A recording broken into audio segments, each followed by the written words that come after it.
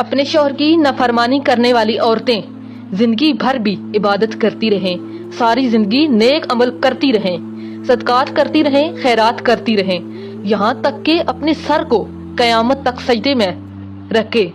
अल्लाह ताला उनकी एक भी इबादत कबूल नहीं करेगा,